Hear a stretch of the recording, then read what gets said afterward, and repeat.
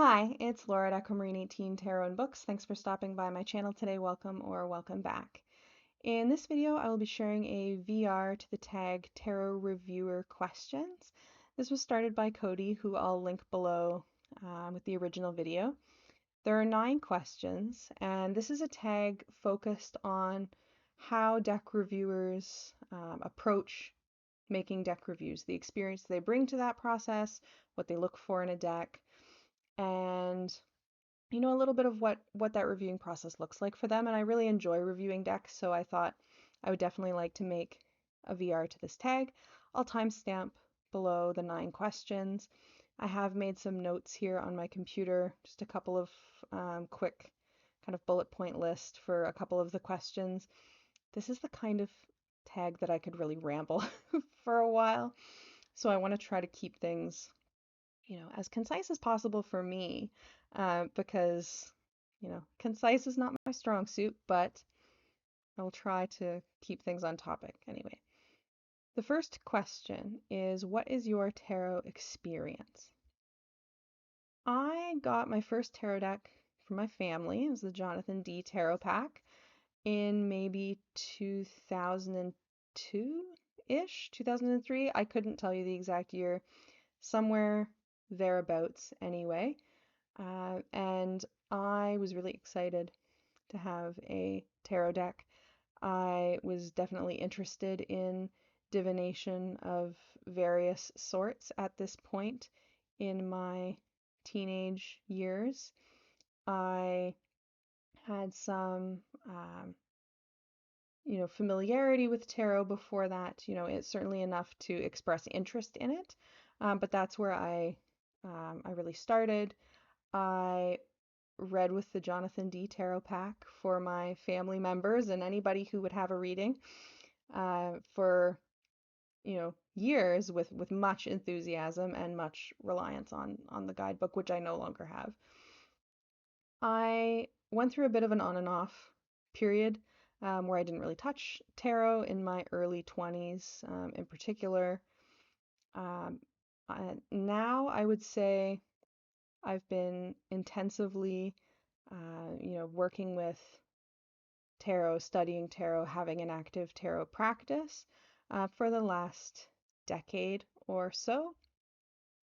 I mostly read tarot for myself, but I enjoy reading for my friends and family too whenever I get the chance to. I have read tarot at a market before, and I've read tarot for folks at a few parties, so I do have a little bit of experience in terms of paid tarot reading, but I've never run a tarot business. I wouldn't describe myself as a tarot professional, certainly not, but I would describe myself as an experienced tarot reader and enthusiast. So that's the experience that I bring in that way. I also, just as an aside, read with Ogham, geomancy, and oracle. I've looked at Lenormand a bit, but not very much. So that's kind of the broader divination experience, I guess. The second question is, why do you review decks? I review decks because I like reviewing decks. I have fun making deck reviews. I enjoy putting my thoughts together about a topic and sharing those thoughts. I also really appreciate deck reviews from other people. I you know, I really like hearing people who love tarot talk about tarot. I love hearing what people think about particular decks, whether me and that other reader, that other reviewer agree or not, or whether we have the same kind of tastes in decks aside. I like hearing what other people find, interesting about their own experience of particular decks. And I think deck reviews are really a useful thing in terms of being able to get a lot more information about a deck. If I'm thinking about adding a deck to my collection, I often will want to see every card. I often will want to have some sense of, the tone and the contents of the guidebook. And those things aren't always um, readily obvious from something like an online listing or by looking at a box, right? So I partly review decks because I think deck reviews are useful and appreciated because I know I find them interesting and appreciate them myself when I watch them when they're made by others. I also kind of just like reviewing things. I have reviewed books for years. I mostly review books on Goodreads and Storygraph right now. I have also published, like I've published in academic journals, and that includes publishing, book review in that context. So I have book review experience in kind of a couple of different domains, we'll say. And I think that I bring kind of book reviewer enthusiasm to deck reviews because if there's a guidebook, I'm going to want to talk about it at some length. So I review decks to be able to share that information and that enthusiasm.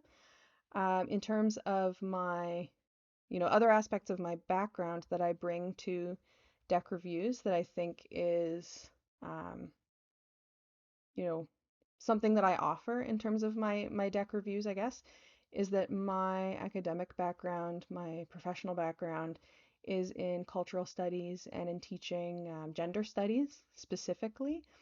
So I review decks in order to be able to bring that expertise to deck conversations.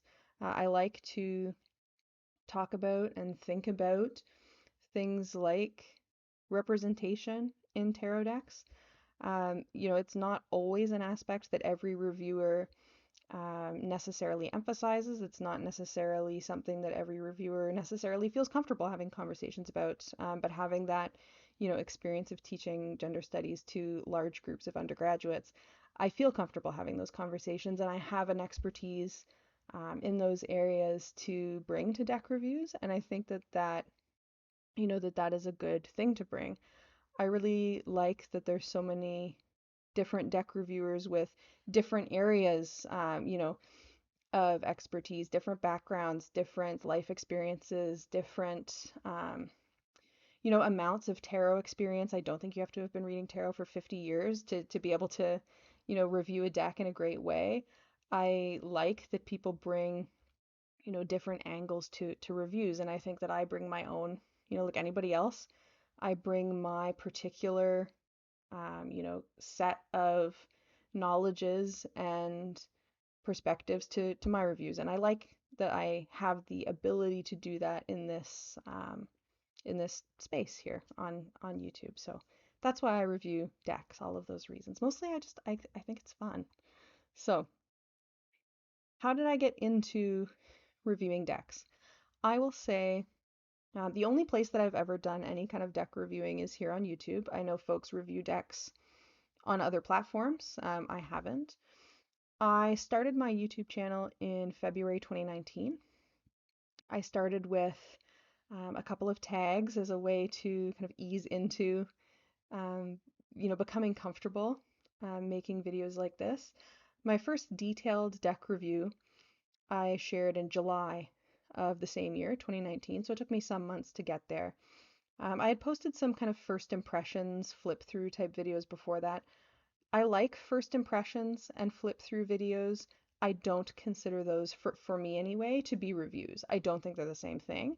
I think they both serve a purpose, and I've certainly made both. But a detailed deck review for me is different than a flip through or a first impressions. And what made me want to do a detailed deck review, in that first instance, I was reviewing the Neo Tarot, was that I really felt like in the case of the Neo Tarot, and I still feel this way years later and still loving that deck, that one of the deck's real strong points is the book. And so I wanted to convey what I saw as the strong points of that deck's guidebook and what I think it brings, that it might be something I think that a lot of people might be interested in or might be looking for that I haven't really seen another deck guidebook do nearly as well. And so, I thought that that would be of interest to people to share and would not be something that would come through if I were to just do, for example, a first impressions or a flip through. That requires a detailed review and a more extensive conversation to get at how that guidebook works so well with that deck. So that's actually what got me into reviewing decks. The next question is, do you receive decks for review? Um, Generally speaking, no. Almost every deck in my collection I have purchased for myself. There's a handful that have been, my partner got me a gift for my birthday, or there's a handful of gifts like that, and one or two trades. Um, Decks for review, no. I have only received one deck for review from a creator with the kind of explicit invitation to review the deck. That was a Star Trek tarot. I had pre-ordered that deck, and then when the kind of last couple of years, um, the pandemic and so on, affected the timelines of production, the creator had actually canceled everybody's pre-orders and refunded them. And it was after that that the creator then, once it was closer to, being created again and being produced and being available, the creator reached out and asked if I would like a review copy. And we had a bit of an email exchange, and I agreed to receive a deck for review in that case. It's a deck I had planned on buying anyway, obviously. I love Star Trek. And, so that one I did receive that deck for review. I've received one other deck from a creator, Tina, who made the Naturescapes and the Architectural Objects decks, which I love, did send me a copy of her. I think it's still her most recent deck, the Page of Cats, with no stated expectation of a review whatsoever. Those are the only circumstances that I've ever received a deck from a creator. So I don't receive decks for review. I've never been offered a deck by like a publisher. I would be shocked if I was. My channel's not very big. I've never solicited a deck for review or asked for a review copy of a deck. So generally speaking, when I'm reviewing a deck, it's a deck that I've purchased for myself. Um, Maybe it's something I got as a gift. I do always make that clear. Um, I'm always interested in how decks come to people. What stood out about a deck to make someone want to purchase it, for instance. So I would always share that, but no, I don't receive decks for review as a rule. I do, though, regularly receive ebooks for review. I review books through NetGalley. So sometimes I get books through there, which are ebook copies before the book is published, very explicitly for the purpose of review. Now, I review every book I read. So some of them are from NetGalley, some of them I've purchased, some of them are from the library, some of them are borrowed. Like it's kind of all over the place. But I do receive ebooks through NetGalley, and certainly in an academic context, reviewing for like an academic journal, the reviewer getting a review copy of the book is just presumed. That's how that works. It's always how that works. So, you know, while I don't receive decks for review, or I did kind of once, I absolutely receive other things for review, books specifically. Um, I think there's some interesting conversation to be had about the ways in which receiving an item for review may or may not influence a person's review. I can tell you that in terms of books I've received from NetGalley, free copies, they only send you books that you ask for, right, or that you express interest in. I don't tend to request books that I think I'm going to hate. It just feels like a waste of everyone's time, including my own. So my reviews don't tend to be extraordinarily low. But I've given everything from a 1 star to a 5 star review, and everything in between for a book that I've received for free. I've also occasionally gotten a book for review and then declined to review it. I don't do that very often. When I have, it's been because of something like um, the content being too graphically violent for me to get through the book. That's happened once or twice. In that case, I would decline to review it. If I haven't read it in full and I'm declining to do so on a basis other than the book's quality, I don't feel like I can review. Or if I feel like a book is maybe really mismarketed and is just not my thing, but other people are going to love it, I don't want to tank it just because it wasn't for me. So I've rated things all over the place that I've received for free. um, yeah. that's a long-winded, rambly answer to the question of whether I receive decks for review. The short version being once the Star Trek Tarot. So that's the answer to that. The next question. What kind of reader are you?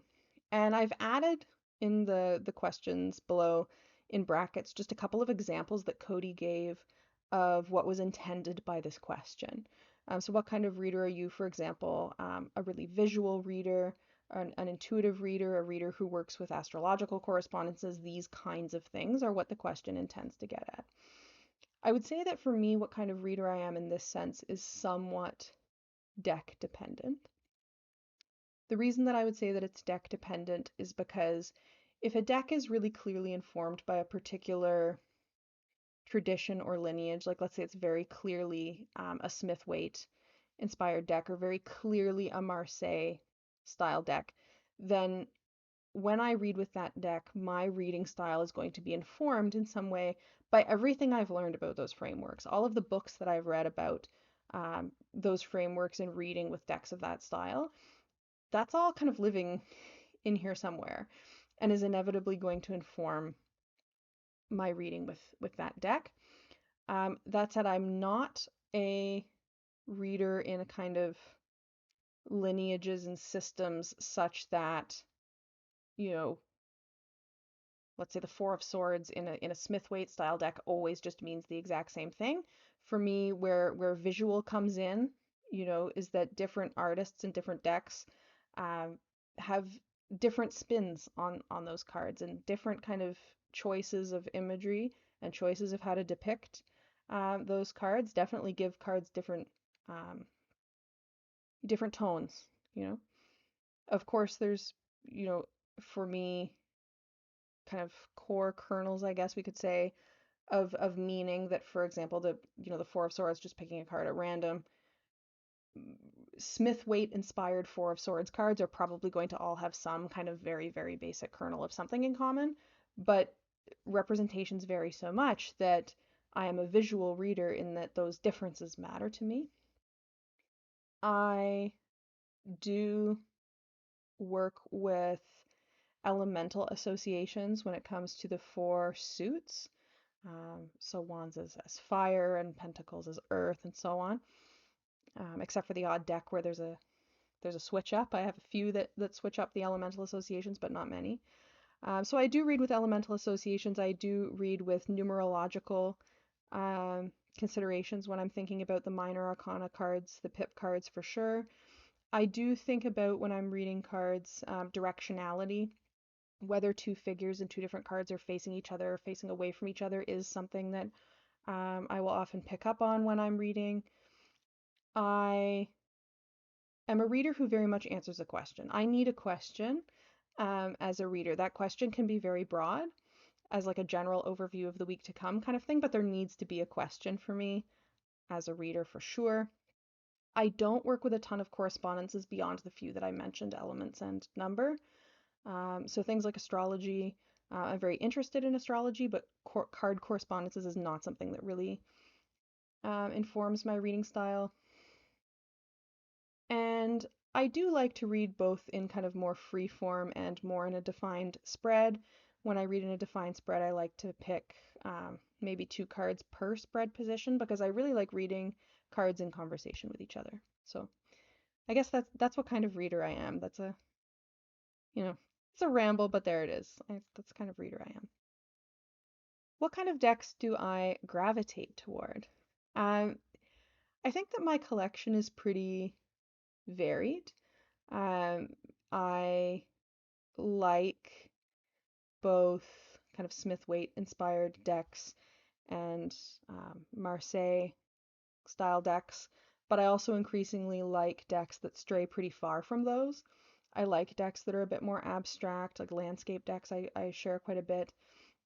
I like the kind of fancy pips or pips plus, something like Fifth Spirit as a style.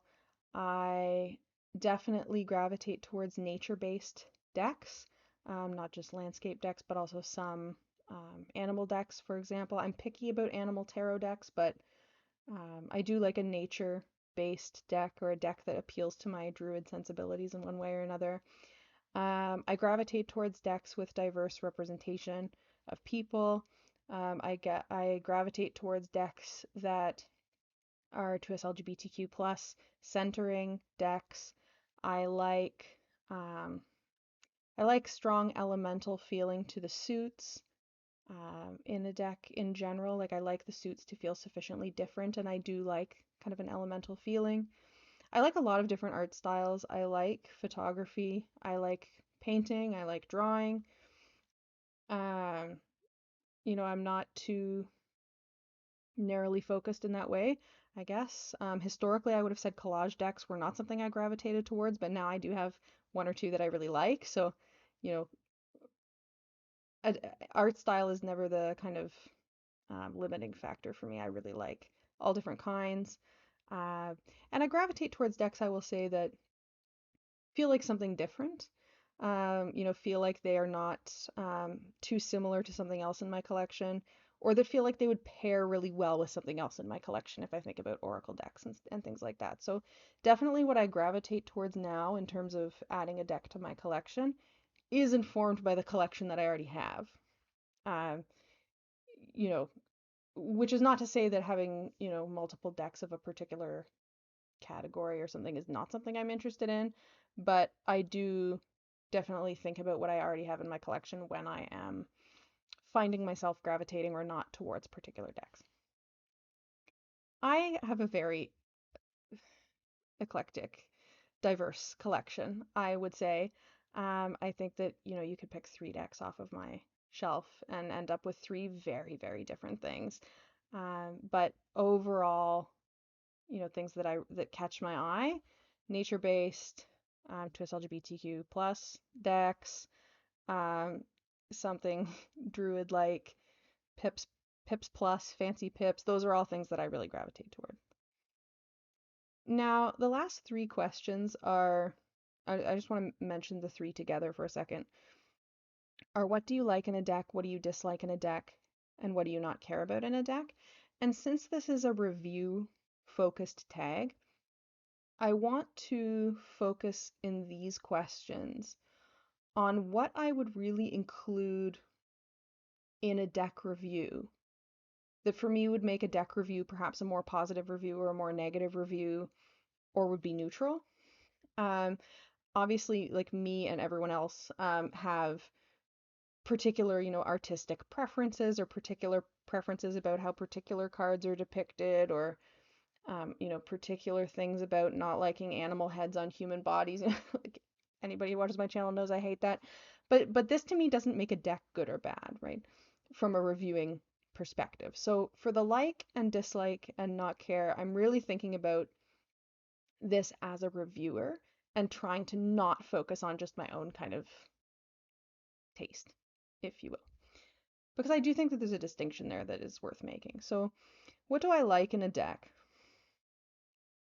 I like diverse representation. I like thoughtful representation. I like meaningful representation, and particularly self-representation by creators who are members of communities that are underrepresented.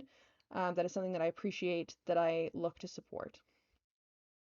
I really like in a deck when the creator has a very strong vision for the deck and a very clear sense of a deck's kind of personality, for lack of better language, what makes a deck distinctive, and that runs through, the entire deck, the guidebook, everything, right?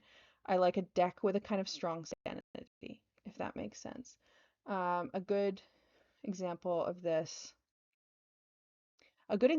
to me when I'm saying that I like a deck that has a really strong kind of sensibility and sense of itself would be something like The Way of the Panda Tarot by Kimberly Son. This is a deck that's going to appeal to someone or not, depending on their taste, whether you want to have a deck full of watercolor pandas on a white background. That's down to personal preference. But what I think that is really well done is that deck has such a clear angle. The guidebook has a very particular kind of voice to it and a particular kind of personality to it. And that personality that guidebook takes on in Kimberly's writing voice in that guidebook very much aligns with the personality of the imagery of the deck, the colorful nature of the deck.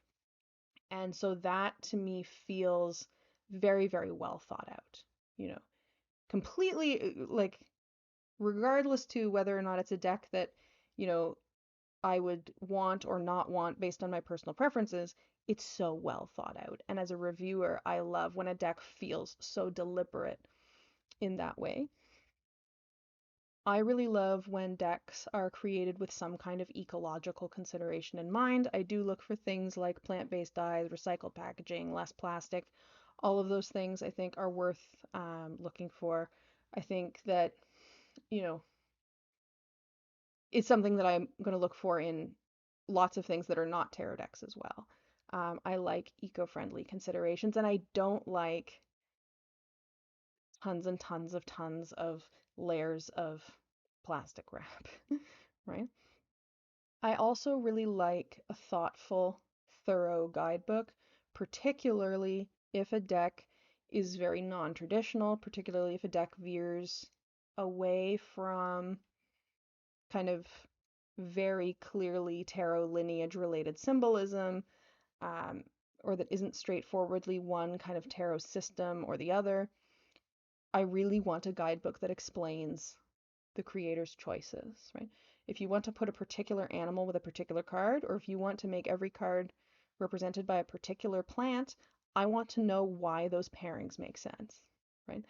I want a deck that explains, or a book, excuse me, that explains what the deck is doing.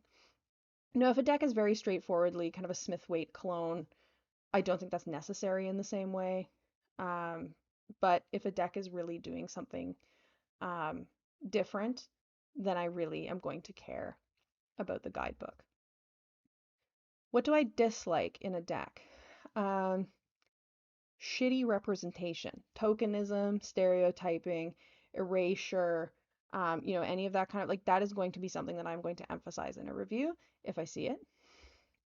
And it is absolutely something that is going to influence my purchasing choices. Shitty representation is a no. I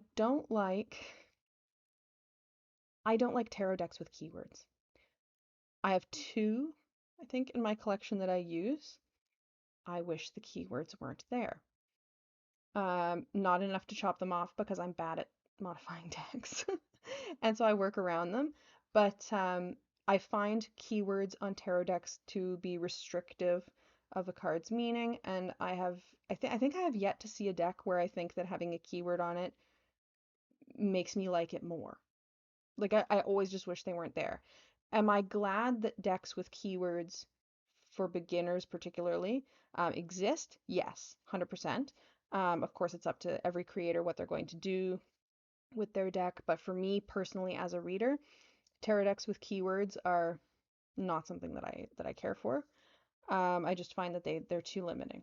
And if something is if something feels like a keyword card mismatch to me, it's so distracting. So I don't like that.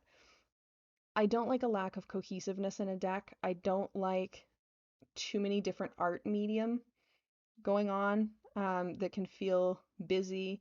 Collaborative decks are really challenging for me um, because they don't always feel like all the cards belong in the same deck because, of course, they're made by different people with very different styles. Am I glad that collaborative decks are a thing? Yes, right? But I struggle with decks that don't feel really cohesive personally. And I think that just as an aside, I think that this is an important thing for me in approaching deck reviews, right? Something may be a fantastic deck that I would give a 5-star review and also be something that I'm not really interested in having in my collection or working with, right? Something doesn't have to be for me or my favorite thing for me to review it highly and to say that it's really well done, right? In terms of a couple of other dislikes, I really don't like when the sword suit feels horrible and negative compared to the other three. Um, I do like things to feel a bit more balanced than that. It is a pet peeve of mine when the creator and the artist are different people and they don't get equal billing on the box. I don't like when a creator hires an artist and then the artist's name is this teeny, teeny, tiny, buried in the back of the guidebook. Give credit, you know. I like to see people getting credit for their work. Um, I dislike a deck that I can't shuffle, and for me, I can shuffle most. Um, but if I can't shuffle a deck, then I'm going to say so, and I'm going to have a problem. In terms of guidebooks, I really don't like seeing past, present, future, and the Celtic Cross. You know, I love a unique spread designed around the theme of a deck. I'm sick of seeing the same spreads in every guidebook. Those are things that I dislike. The last question, what do you not care about in a deck? For the sake of a review, I don't care if a deck has borders or not. I might have individual deck to deck preferences of whether I think a border enhances or detracts from a particular deck, but I don't care about borderless versus bordered as a general preference at all. I don't care about size. I can love or I can dislike decks that are mini or decks that are huge. You know, I may care about size in that, very intricate artwork on a very small card might feel squished or something like that in a very deck specific way, but I'm happy with any size of a deck actually. I don't care for the most part about extra cards. Um, you know, I don't use them a lot of the time.